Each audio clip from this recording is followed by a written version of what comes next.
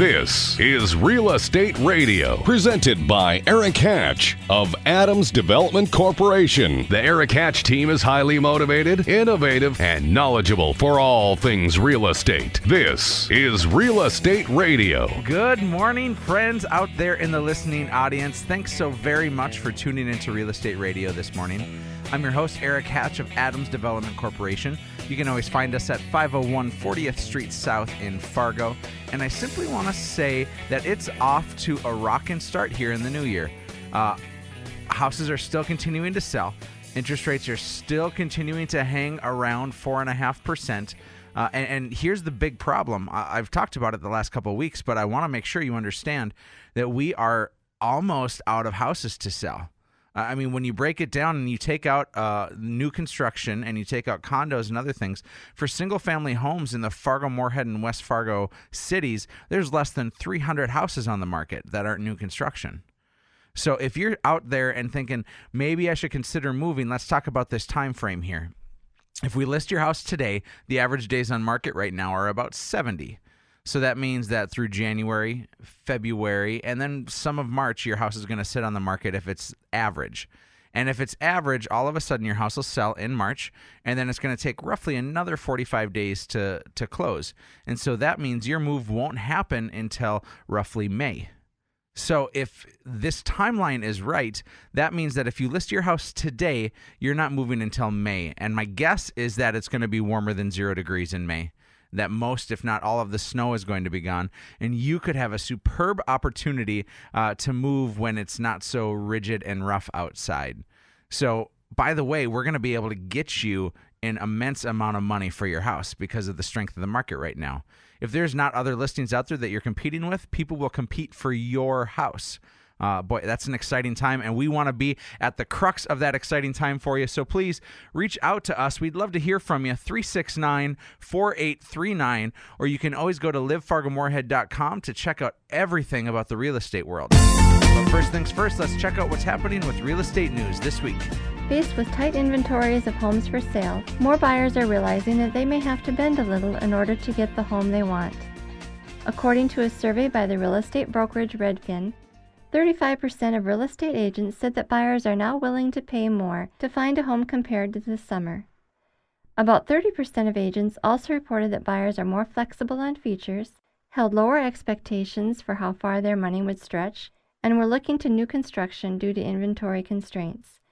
Real estate agents also reported that home buyers were more prepared to waive contingencies in order to win an offer.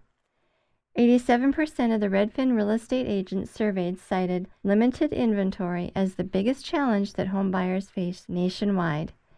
And that's what's making real estate news this week. You're listening to Eric Hatch with Real Estate Radio. Breaking in, shaping up. In the studio with us, we have my good friend and a heck of a handyman and somebody who knows his stuff, Mr. Brent Giddings of B. Giddings Services. So good morning, Brent. Good morning. Brent, you and I grew up together. We used to be church friends, and we went to middle school and high school together. What was I like back then? Was I lovely? Was I awkward like I still am? Awkward. It's the truth. I've always been a bit awkward, but I hope it's on the right side now. I'm happy to call you a good friend. I really put you on the spot with that when you just, yeah, you're awkward.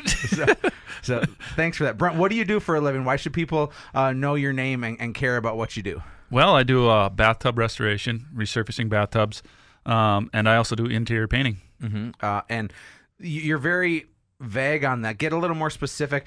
Bathtub restoration. So if I need my bathtub cleaned, I call you. If I have just an old dilapidated bathtub, I call you. What's the story with that? Well, if you have an old tub, maybe it's pink, green, blue, whatever, you want it to be white, I can spray it white. We'll make it look like a brand new tub. Or if it's an existing white tub, but it's just seen a better day, we can make it look brand new again.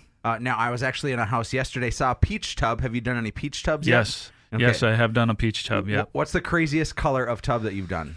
You know, there's a lot of baby blues and avocados and even kind of like a, not mustard yellow, but it's kind of like a tannish yellow. It's kind of an odd, like really cool in the 60s maybe. Sure. And you said you spray these bathtubs. So is this something that I can go to Menards and pick up a bathtub spray and do it myself? No, they do have a kit that you can buy there. It's not the same stuff I use. I use a professional grade equipment from a wholesaler that I know, and I spray mine on.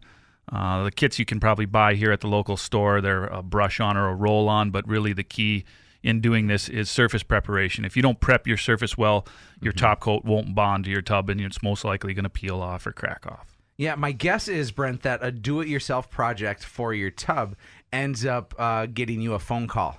Is that right? In a lot of cases, yes, it does. Yeah, because like I said, it's surface preparation, which is the main key. If you don't prep your surface well, your top coat will not stick. So you're in those bathtubs grinding and scrubbing and making sure that it's absolutely prepared to take on the material. Yep.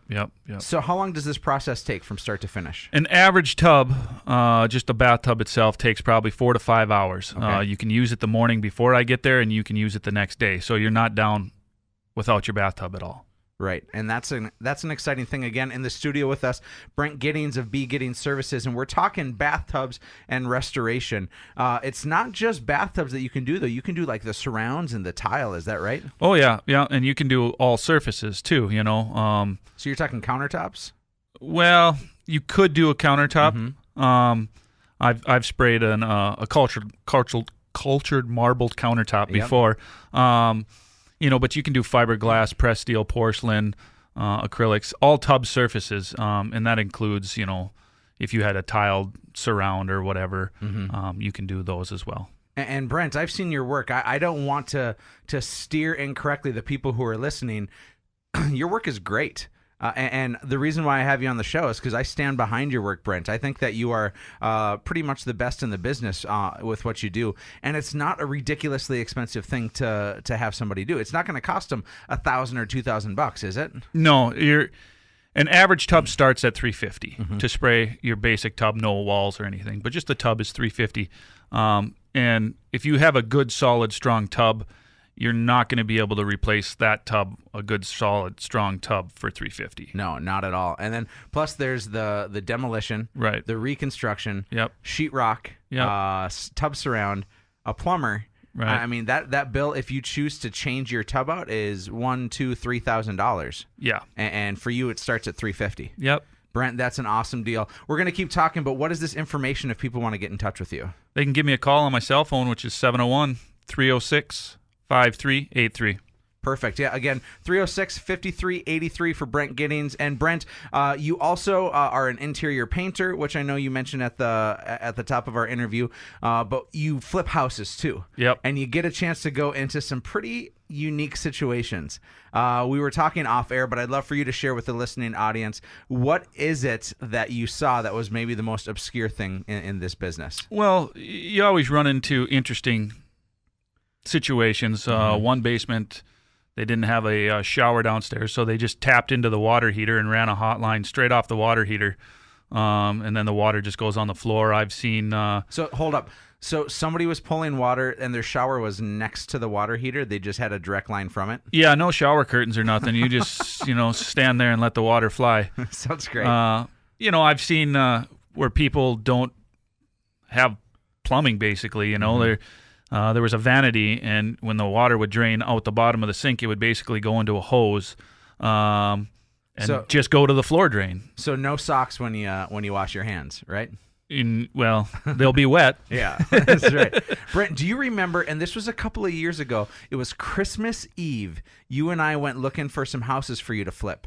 And the reason why it was Christmas Eve was so bizarre, but we walked into a house in Moorhead, and there was actually a homeless person living in the entryway porch, and it was like 20 below. It was miserable. We fortunately got them some help, but it was a bizarre story. Yes, and I actually thought of that lady the other day when it was, 40 below out, and she had crossed my mind.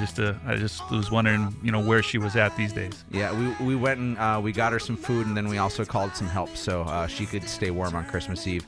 Brent, again, at 306-5383. Always great having you in studio with us. And if you'd like to reach out and connect, dial us at 369-4839 or head to livefargomoorhead.com for all your real estate information.